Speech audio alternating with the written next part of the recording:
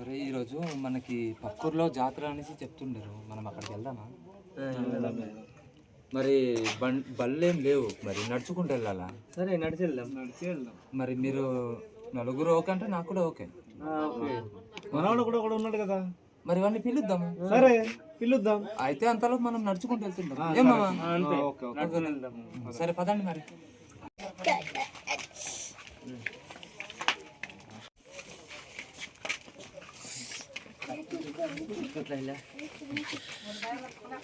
మరి ఆడు కూడా వస్తున్నాడు కదా, పిలుద్దాం. సరే పిలు. అల్లుడు అల్లుడు వస్తున్నావా? మా వస్తున్నామా, పద పద. అక్కడ ఉంటాం. సరే సరే.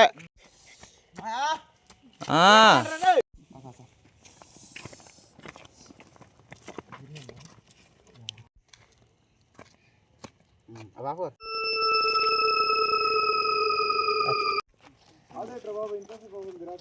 అవును వస్తున్నాడు లేదు చూద్దాం ఒకసారి, వెనక్కి తిరిగి చూస్తానా? ఆడేంట్రా అక్కడ కూర్చున్నాడు, రండి ఒకసారి వెళ్దాం.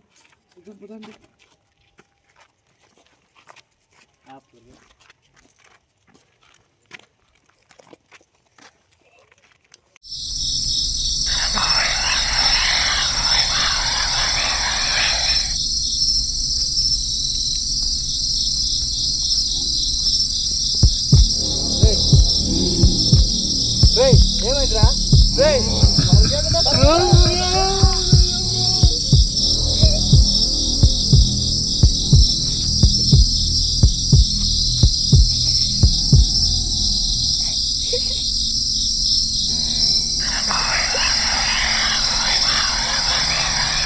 ఏమవుతావని నేను అక్కడ వెళ్తాను, మా మాయ అక్కడ ఉండిపోయాడు. చూద్దాం.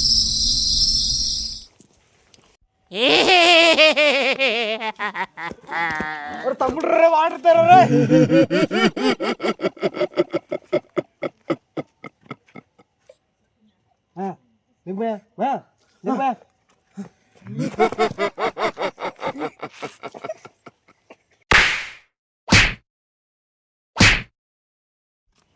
అరే ఏమైందిరా నాకు? ఏం కాలేదురా, నువ్వు కూర్చుని పోయి ఉండేవేంటి? మరి ఎక్కడ వెళ్తున్నాం రా మేము? జాతరకి వెళ్దాం అనుకున్నాం కానీ నువ్వు ఇంటి కూర్చొని పోయి ఉండే ఇక్కడ. ఒరే ఇక్కడ మట్టినట్టు అయిందిరా నాకు. ఇప్పుడు వెళ్దామా వద్దా? అయితే ఒరే నా వల్ల కాదురా బాబు, నేను రాలేనురా. పోద్దాం అయితే. సరే అయితే ఇంటికి వెళ్ళిపోదాం పదా అండి. సరే సరే. ఇప్పుడు మావాడికి ఏం జరిగిందో, మనం జాతరకి వెళ్దామనేసి అలాగే బయలుదేరాము. బయలుదేరిన వెంటనే మనవాడికైతే ఇలా జరిగింది. అసలు ఏం జరిగిందో కూడా మనకు తెలీదు. అలాంటప్పుడు జరిగినప్పుడు అదేదో మట్టేసాను అనేసి అన్నాడు. కావున అలాంటిది మాకైతే తెలీదు, అలాంటి పూర్వీకులకు అయితే తెలుసు. బట్ మీరు కూడా జాతరలకి కానీ ఎక్కడైనా నైట్ పూట వెళ్ళేటప్పుడు కానీ నీట్గా సురక్షితంగా వెళ్ళండి, సురక్షితంగా తిరిగి రండి.